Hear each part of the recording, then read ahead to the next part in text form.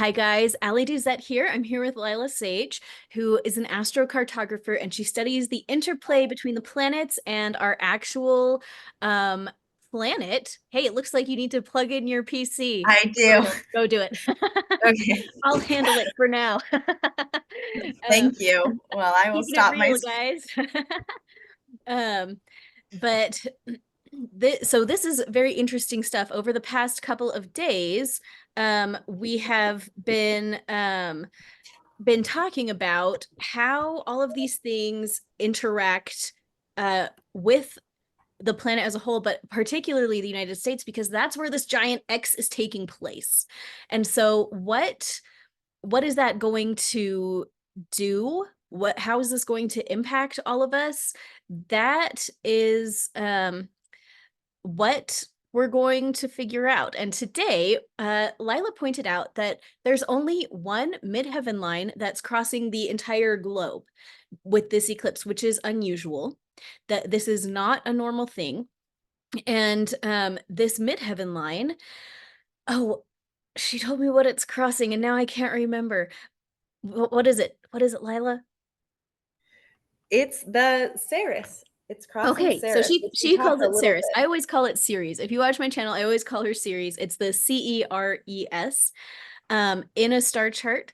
And so this is really interesting because Ceres, the asteroid, deals with uh the following things. Okay, it deals with uh seasons. Well, I'll tell you the quick story of Ceres. Okay, Ceres, the other word for her is Demeter in uh Greek and Roman mythology, and she had this beautiful daughter named Persephone, and Ceres is the goddess of the harvest.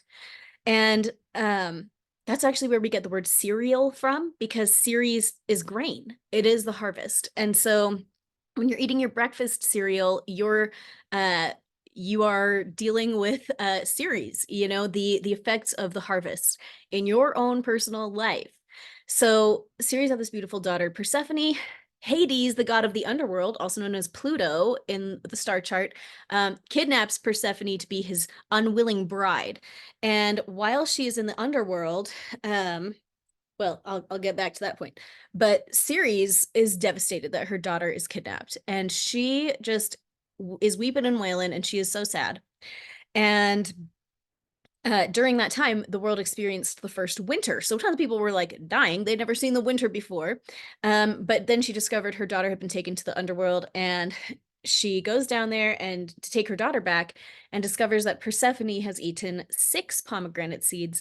And those 6 pomegranate seeds meant that she needed to live in the underworld for 6 months out of the year, every single year. So when Persephone is with her mother, we have spring and summer, everything is alive, it's fun in the sun, it's time to be with your family, and then like family reunions. And then uh when Persephone goes down to hang out with Pluto in the underworld, then the world is cold and dark, and Ceres is sad, and we just got to wait for Persephone to return. So Ceres deals a lot with the cycles of life, the seasons of life, both on a macro scale and on a micro scale. The micro scale being like the cycles of winter, spring, summer, fall of your life. And then on a macro scale, if you can think of like symbolic spring, symbolic summer, symbolic fall, symbolic winter, of like these larger stretches of time, where as I'm talking about this, I'm suddenly thinking of like America, 1776, we've got a spring. And then we have that for however long. And then we've got some summer. And then maybe we'd have like a period of fall. And maybe we're going through kind of a winter right now, or not. But like, do you see this on like a bigger scale of the cycles of Ceres?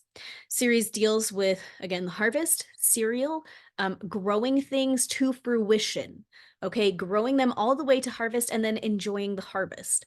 And then she deals with motherhood, self-care, nurturing, like the nurturing mother that's gonna, put the cloth on your head when you're sick and give you your medicine and like brush your hair and help you feel better when you're not feeling good.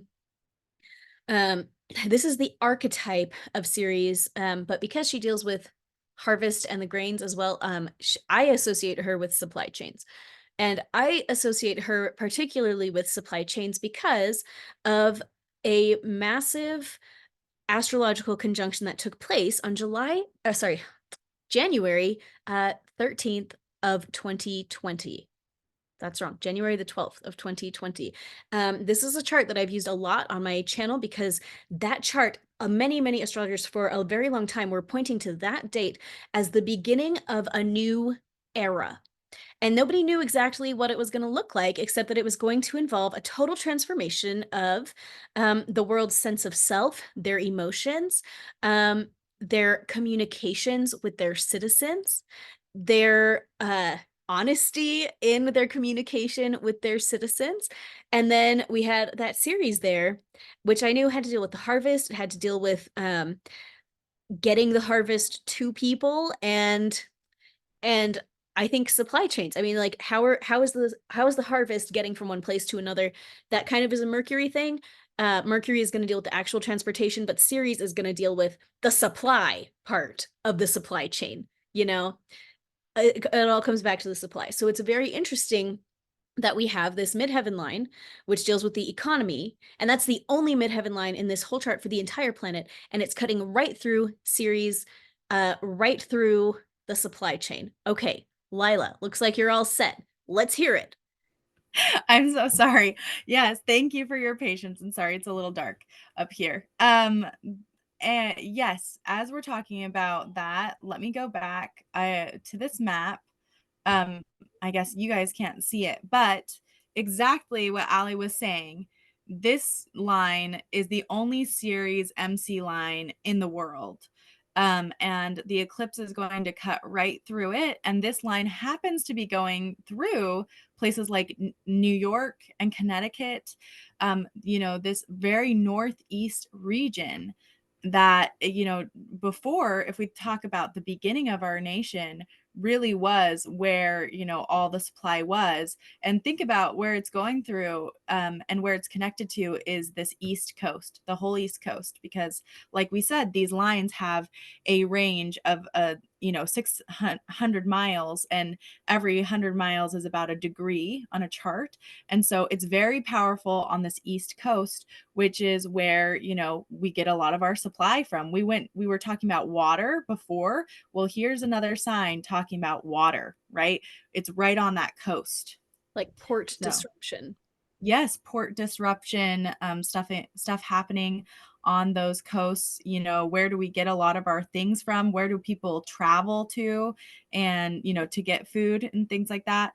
It's that coast, right? It comes from the coast. So I would say, everything you said, Ali, is right. And here I would just keep an eye on what's happening in our coasts, and how is our water and also our supply chain being disrupted. But for me, also think about, Ceres or Ceres is connected to family as well, the motherhood. And if we think about that, how is also motherhood being disrupted in that region particularly, but for America as a whole. Wow. Wow. Okay. And so this is really interesting that it's cutting through New York. Immediately, the first thing I thought, I verified on the internet, um, that, the at least the legend is that the Native Americans sold the island of Manhattan for $24 in today's Mhm. money. $24 of trinkets and glass beads. They'd never seen glass beads before. They were like, sure, have that island. We don't care. Like, I want these glass beads. Um, but but New York has always been a seat of financial exchange. And of course, it has like its native ties to uh like the Dutch, who were Mhm. like such famous financiers and like finance-minded guys in old Europe. And of course, today that's the seat of the stock exchange. I'm sitting Mhm. here thinking, okay, supply chain disruption, cutting right through the stock exchange. That's what Mhm. I'm hearing. Yeah, and that's what it looks like, right? I mean, obviously there can be many interpretations, but Yeah. for me, with it going right through that area, right along the coast and affecting the coast, and especially going right through New York, that was the first thing that came to mind, was the stock exchange. Yeah. Okay. Well, this is very interesting stuff. So of course then people always like they're like, so what should I do with my money? Well, of course we are not qualified to tell you that. Um, I'll say I still have some stocks that I'm just letting sit there for now. Like I haven't taken anything out. Um, I mean, I think the most important thing is to always just connect with our creator about our financial decisions all the time, because no matter where you live or what's going on, as long as you are listening to our creator every single minute, then you really can't go too wrong. And then the issue comes down to, I mean, I always get these questions. I have a really hard time listening to God. How do I know when it's God speaking to me or not? Or like, I feel like I never get any answers. If that is you, I'm going to recommend that you go to Amazon and check out my book, Mastering Your Intuition: How to Get Answers from God and Your Soul. Okay. It's a great book, in my own opinion. I'm biased. I love it. I'm going to recommend it to you, because our connection with God is going to be the number one thing that helps us in every single aspect, but including financially. I'm not qualified to tell anybody what to do about all of this stuff, because who even knows how it will play out? Just Mm-hmm. like Lila Sage said in our last video, there is a big Neptune theme happening with this, correct? And Yes. what that is going to do is make everybody kind of delusional, Mm-hmm. including me, including everybody. Like, there's going to be stuff that we're just unable to see because we've got that blindfold on. We're not going to be able to predict what happens, and that's part of the nature of how this is going to be. But even though we can't predict it, we can still have that blindfold on and be led one step at a time as we connect with our own intuition and connect with our creator. Lila, Yes, got definitely. thoughts? Yeah, my thought is definitely that always connect to your creator. And also, there are good seasons too, right? Kind of like you were talking about. And it might be a personal good season. There were people who made millions of dollars during the pandemic. There were people who, their financial situation went up instead of down. And so just the fact that, a nation might be suffering itself does not necessarily mean you need to suffer, because maybe for you, Ceres is aligned for you to have more abundance in your life, even when other things are crumbling down. And you can choose, like you said, Allie, to opt out of it and to build, things that are stable, follow what God tells you. So we don't know what kind of season this is going to be. Maybe this is a fall season and not a bleak winter season for the United States. I don't know. Maybe it's a spring season in a way that we don't understand. You know, we don't know everything, and we follow the trends. We've seen, the economy take some hits, unsurprisingly, recently, and so the trend is to think about it in a negative way, but it is possible that it could be positive, especially on a personal level. Yeah, thank you so much for that, because I really feel like that is true. One thing that came into my mind as you were talking is just that more millionaires are made during recessions than not. Yes. As soon as Hmm. things start getting crazy, that's the time to start asking some new and better questions about what to do with your money, what to do with the value that you provide to the planet.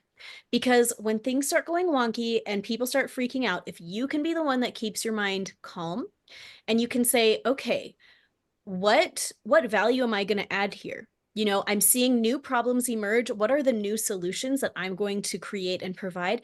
And that can act as a propeller to propel you so far into prosperity and abundance, even when other people are struggling, which can be very difficult. It can be very emotionally difficult to give yourself permission to be fine when other people are struggling.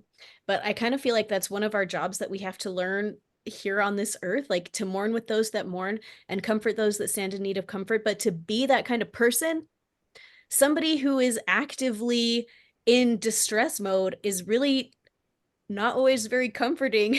Like a lot of, can we be the people that are in a place where we can give the comfort instead of needing the comfort?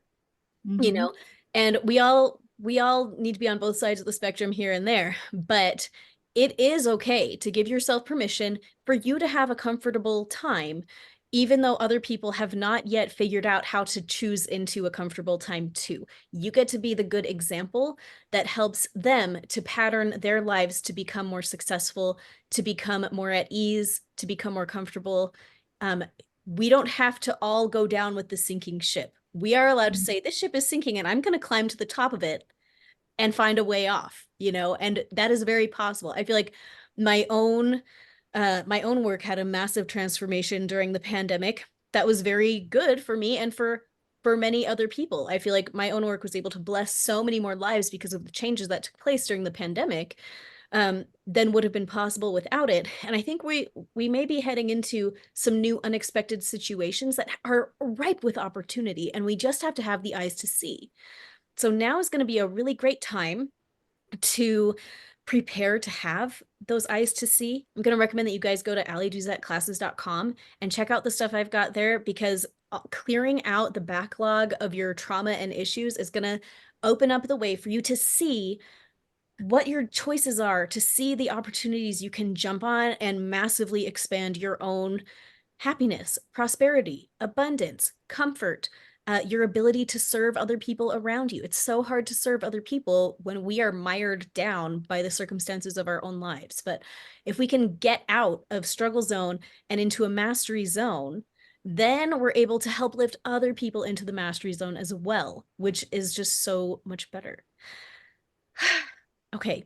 Thank you for being here, Lila, to talk about this interesting midheaven line. Of course, in a star chart, the midheaven is where the sun is the highest and brightest. And so the fact that there's just one midheaven point on this map with this eclipse, and that the midheaven is always associated with where the sun is the highest and brightest. I mean, I'm thinking that it sounds like just a big, big emphasis on economic shift, change of seasons, change Mhm. of supply, the supply part of the supply chain. But now we're aware of it. And so we can have those eyes to see the opportunities. Okay, thank you. You can find Lila at lilasage.co, and I'll put her link down below. And you want to tell them about the freebie you have for them if they want to come check you out? Yes, I have a free guide to astrocartography so you can start learning about how it will help you. And also, if you book an astrocartography reading with me and you say that you're friends with Allie, then you'll get a $50 discount. Yay. Well, thank you so much, Lila. We will see you on another day.